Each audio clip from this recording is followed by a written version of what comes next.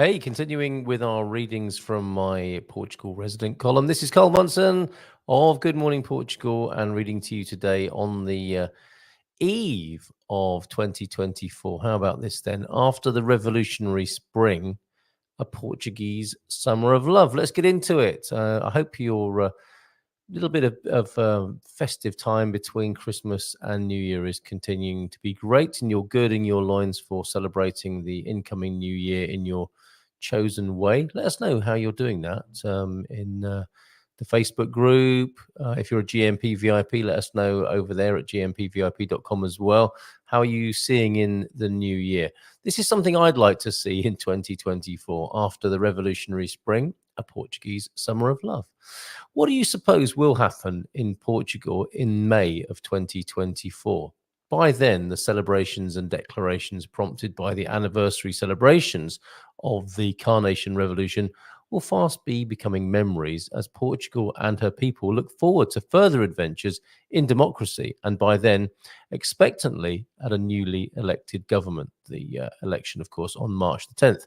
Knowing the Portuguese people, as I will be bold enough to say I do, and sufficiently in this parliamentary context to make a prediction, I suspect the political prato do dia, dish of the day, will start with a sopa of cynicism, followed by a filling main course of resignation, with a side of stoicism, and finishing with a sobremesa of surprise me.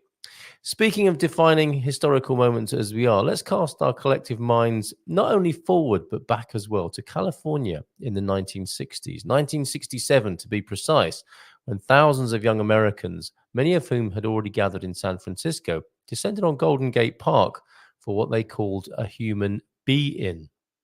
A human being. You may have been one of them if you're one of those US expats who's recently chosen Portugal for its resemblance to the place which birthed this summer of love that I speak of. And I'd love to hear from you if you were there in the Golden Gate Park in 1967, incidentally. Back to the article. Now, I know it's fast become a cliche and source of annoyance to some that this land in which we find ourselves is occasionally called the California of Europe, with its lengthy seaboard, crystal light and easygoing vibes, but the similarities may well be energetic too, as those hippies may have said, as well as the more obvious geophysical comparisons that people make.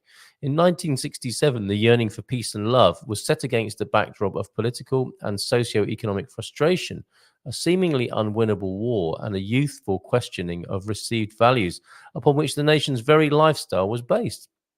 This, a picture not unlike that of pre-revolution Portugal less than 10 years later, and, dare I say it, post-pandemic Portuguese society over 50 years on. Much of the rest of Europe, as well as the Western world, is also facing a grave sense of uncertainty in these times, along with a vacuum of hope that could be a fertile soil for another flower-based event, whether it be a red carnation inspired or the next flower-powered movement for global transformation.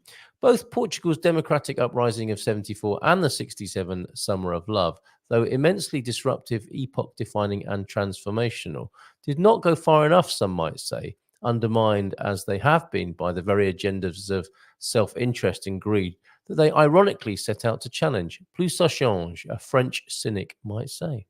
Both, however, regardless of the harshest critiques, have left an indelible impression on those who were there to witness them, and others like me who take a vicarious pleasure and inspiration at the very thought of those turbulent yet hugely hopeful historical events. It's the hope that kills you, an English football fan might say. In the wake of such events and in celebration of them, we could rightly ask why optimism and idealism fail so reliably and rhythmically, but I won't. Instead, I propose a new Portuguese summer of love, a verão de amor, which will pick up where next year's spring of celebration leaves off, a window of opportunity, as it were, that few will be considering. Bear with me. Portugal is already, for so many of us, with more arriving, the new rock and roll. The lifestyle here modeled so beautifully and generously by the natives is infectious and compelling.